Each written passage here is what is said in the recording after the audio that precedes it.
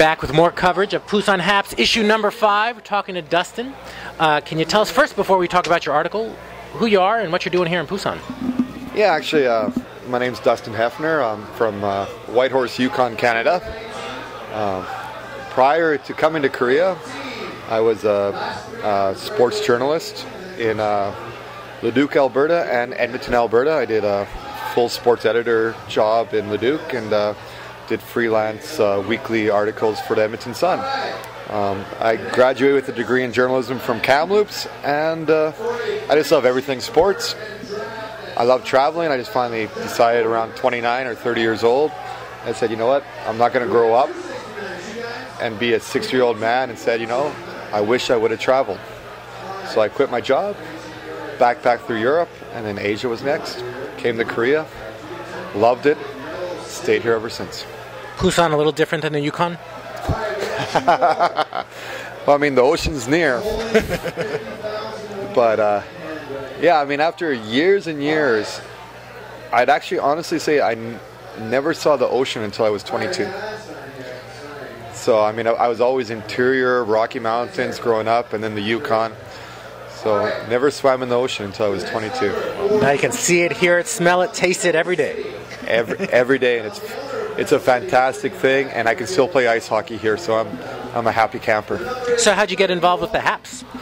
Basically, I mean, the organizers and the guys who developed it, Bobby McGill and Mike Schneider, I mean, they're friends of mine. They knew I had a journalist background. They asked me about a particular article I'd be interested in doing, and I pitched them the fact that I'm really interested in how professional athletes adapt to Korea. I mean, we know how teachers have trouble adapting. Some excel, some do midnight runs. I mean, it's difficult for some and easy for others, and I want to know if it's the same thing for professional athletes. We put them at this pedestal, and I'm not saying it's right or it's wrong, but we put them on this pedestal, and I want to see if they had the same problems or had the same issues that we did when it came to cultural barriers and cultural adaptations. So what have you found out so far? You know what? It was a very interesting article, and I found out that almost all of them had similar problems we did. The most interesting thing was actually Karim Garcia, who basically talked about taxis, but since he had 2 young children, he commented that his young children, they picked up Korean quite quickly, and when they went in taxis, he would have no idea what to tell a taxi, but his young 3-year-old or 2-year-old son would have a conversation with the taxi driver. Not an advanced one, but that of a 2 or 3-year-old, and he'd be able to say, take me here, I want to go here, in Korean, no problem. And he found it, he was flabbergasted at the fact that his children were so quickly able to adapt to not only language, but the culture, and enjoyed it. So that was interesting. What else will we find out about the life of a professional foreign athlete in Korea? You know what? I think you'll find out it's the same as an English teacher or anybody else that comes over here to work.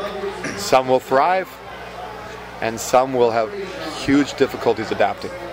I think it comes down to personality and experience, and yeah, it will be surprising. I mean, some will love it and embrace it, and some will be unable to accept it and will want out of it quickly. And it's the same. I mean, the one big thing you find out, it doesn't matter what your job is, where your standard of life is,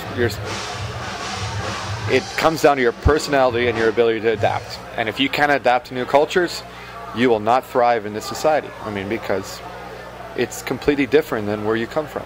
I mean, Karim Garcia loves it, but he grew up in Mexico, had to adapt to living in the States, and has played in various summer leagues and winter leagues throughout the world.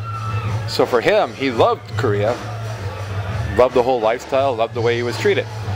Other professional athletes might have different upbringings and different experiences and might not be able to adapt and might hate it. What is the lifestyle like? How does it differ from other foreigners who might be here? I think it's easier and more difficult at the same time. I think it's easier lifestyle-wise. I mean, you have a translator, you're provided with a huge apartment, but at the same time, people seem to forget that he also has to fit in and assimilate himself into a team to be successful. Now, of course, he and any other foreigner who plays for Lotte is a little bit lucky because they got Royster, who is a manager who is American, which makes it easy. But same thing, he comes into a team that is predominantly Korean. We enter a Hagwon Academy public school, which is predominantly Korean, but they want to enforce English. They want to teach English. This is not a staple in professional sports. So this will be more difficult for him. But at the same time, he is more welcome. He is embraced, and he is even idolized. So his inability to speak Korean does not matter. But at the same time, everyday things, he is the same as us. He has to take a taxi to point A to point B. He has to go to the supermarket. He has to find his particular foods that he likes. He mentioned that finding the spices that he prefers was extremely difficult. I mean, he has these problems too. But on top of that, the key to any professional sport team being successful is team chemistry.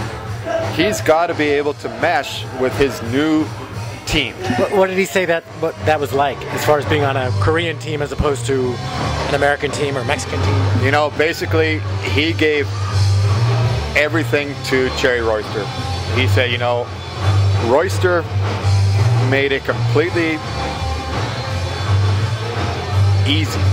Completely easy is a bad word, but he made it extremely easy to adapt because he had an English manager who was already present there.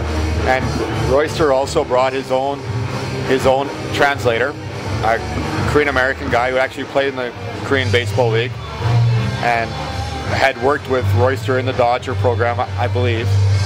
It's been a few months, but yeah, so he said it was extremely easy. I mean, he mentioned that for other foreign players in other teams, they might have had a harder problem and a harder time adapting, but for him, it was a piece of cake. And I did hear that he did resign, and he's back for another year. He mentioned he loves Korea and he wants to stay here a long time. All right, so issue 5 is in the can. Working on anything for future issues? You know, we have been talking about another article, and it's just, for me, it comes down to if I can find an article that really invigorates me and drives passion into me for writing, I want to do it. I mean, I can't write. I mean, I used to write 10, 11 articles a week.